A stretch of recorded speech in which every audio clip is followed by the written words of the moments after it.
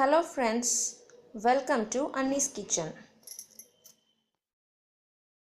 இன்னைக்கு நாம மட்டன் சுக்கா எப்படி செய்யறதுன்னு பார்க்க போறோம். இது எப்படி செய்யறதுன்னு பார்க்கிறதுக்கு முன்னாடி இதுக்கு தேவையான பொருட்கள் என்னென்னன்னு ஃபர்ஸ்ட் பார்த்துறலாம்.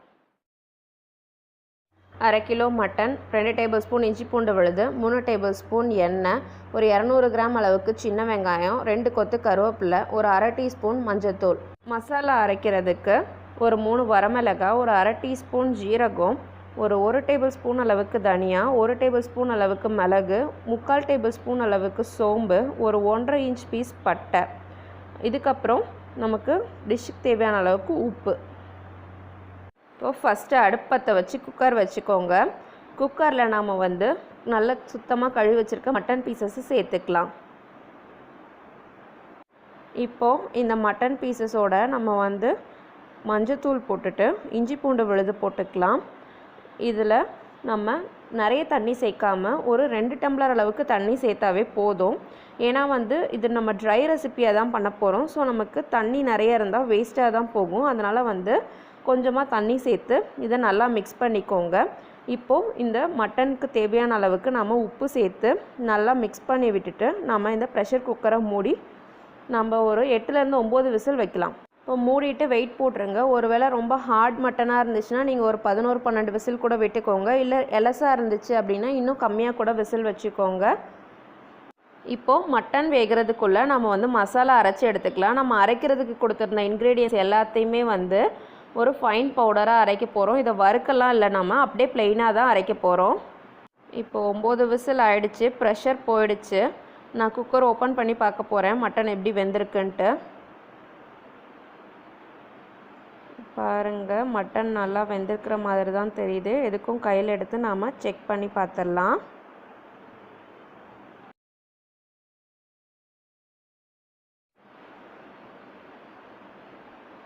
பாருங்கள், தொட்டதுமே பிக்க வருது, நல்லா சாஃப்டாக வெந்திருக்கு. இப்போ நாம் அடுப்பத்தை வச்சு பேன் வச்சு நம்ம ஃப்ரைக்கு ரெடி பண்ணிக்கலாம். பேனில் இப்போ நாம் எண்ணெய் சேர்த்துக்கலாம். இதுக்கு நீங்கள் நல்லெண்ணெய் சேர்த்திங்கன்னா ரொம்ப டேஸ்டியாக இருக்கும் இந்த ரெசிபி. எண்ணெய் சூடாகிடுச்சு. ஸோ நம்ம பொடியை கட் பண்ணி வச்சுருக்கிற வெங்காயத்தையும் ஒரு கொத்து மட்டும் கருவேப்பிலையும் போட்டு நல்லா வதக்கிக்கலாம். வெங்காயம் நல்லா வதங்குற அளவுக்கு வதக்கணும். நல்லெண்ணெய் உடம்புக்கும் நல்லது கூட, அதனால் சேர்த்துக்கோங்க. டேஸ்ட் பிடிக்கலன்னா நீங்கள் உங்களுக்கு பிடிச்ச எண்ணெய் சேர்த்துக்கலாம். இப்போ பாருங்கள், வெங்காயம் நல்லா வதங்கிடுச்சு. ஸோ இந்த ஸ்டேஜில் நம்ம வேக வச்சு எடுத்து வச்சுருக்கிற மட்டனை இதில் சேர்த்துக்கலாம். அந்த தண்ணியோடையே இதில் சேர்த்துக்கோங்க. சேர்த்துட்டு நல்லா மிக்ஸ் பண்ணிவிடுங்க. இந்த தண்ணி கம்மியாக இருந்துச்சு அப்படின்னா இன்னொரு டம்ளர் தண்ணி கூட ஆட் பண்ணிக்கலாம். பாருங்கள், இதுதான் நான் அரைச்ச மசாலா பொடி. இந்த மசாலா பொடி நான் 2 டீஸ்பூன் தான் போடுறேன். உங்களுக்கு டேஸ்ட் பார்த்துட்டு போட்டுக்கோங்க. ஃபுல்லாக போட்டால் பயங்கர ஸ்பைசி டேஸ்ட்டில் இருக்கும். அதனால் நீங்கள் இதை போட்டு மிக்ஸ் பண்ணிவிட்டு பத்தலை அப்படின்னா நீங்கள் இன்னும் கொஞ்சம் ஆட் பண்ணிக்கோங்க. இதை நல்லா மிக்ஸ் பண்ணி விட்டுருங்க. இந்த மசாலாவோட இந்த மட்டன் நல்லா பிளெண்ட் ஆகணும். இதில் நீங்கள் தண்ணி வேணும்னா சேர்த்துக்கோங்க. ஏன்னா இந்த மசாலா நம்ம வறுக்காமல் அரைச்சிருக்கோம். ஸோ இதோட பச்சை வாசனை போகிற வரைக்கும் நம்ம வேக வைக்கணும். அதனால் கொஞ்சம் தண்ணி சேர்த்துக்கலாம். நம்ம பாருங்கள், இப்போது இந்த மசாலாவோட இது நல்லா கிரேவியில் நல்லா பிளெண்ட் ஆகிடுச்சு. இப்போ நம்ம இதை மூடி வச்சு நல்லா கொதிக்க விட்டுடலாம். ஒரு 10லேருந்து 15 நிமிஷம் நல்லா கொதிக்கட்டும். பாருங்கள், இப்போ தண்ணி நல்லா சுண்டி நல்லா வரன்னு ஆயிடுச்சு. இதை இன்னும் கொஞ்சம் நீங்கள் நல்லா வரன்னு பண்ணணும் அப்படின்னா இன்னொரு 5 நிமிஷம் வச்சு ஃப்ரை பண்ணிக்கோங்க. பட் பார்த்துக்கோங்க, அடி பிடிச்சிடாமல் கைவிடாமல் கிண்டுங்க.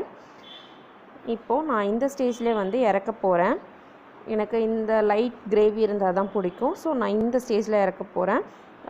இதுக்கு நம்ம ஃபைனல் டச்சாக ஒன்று ஆட் பண்ண போகிறோம். அது ரொம்ப டேஸ்ட் கொடுக்கறதுக்காக தான் நம்ம ஆட் பண்ணுறோம். உங்களுக்கு பிடிக்கலன்னா நீங்கள் அதை வேண்டாம், ஸ்கிப் பண்ணிடலாம். இதில் நான் மிளகுத்தூள் போடுறேன். நீங்கள் இருக்கிற காரமே போதும்னு நினச்சிங்கன்னா மிளகுத்தூள் போடாதீங்க. அப்புறம் பச்சை கருவேப்பிலை அப்படியே நம்ம கடைசியாக தூவி நல்லா மிக்ஸ் பண்ணிவிட்டு நம்ம இறக்கணும் அப்படின்னா அந்த ஃப்ளேவர் ரொம்ப நல்லாயிருக்கும். நீங்கள் ட்ரை பண்ணி பாருங்கள். இப்போது நான் இதை ஆஃப் பண்ணிட போகிறேன். நம்மளோட ரெசிபி ரெடி ஆகிடுச்சு. இந்த ரெசிப்பியை நீங்களும் உங்கள் வீட்டில் ட்ரை பண்ணிவிட்டு உங்களோட கமெண்ட்ஸை எங்களோட ஷேர் பண்ணிக்கோங்க. இந்த ரெசிபி உங்களுக்கு பிடிச்சிருந்துச்சுன்னா எங்களோட வீடியோவை லைக் பண்ணுங்கள் அண்ட் எங்கள் சேனலை சப்ஸ்கிரைப் பண்ணுங்கள். உங்கள் ஃப்ரெண்ட்ஸுக்கும் எங்களோட வீடியோவை ஷேர் பண்ணுங்கள். Thank you friends.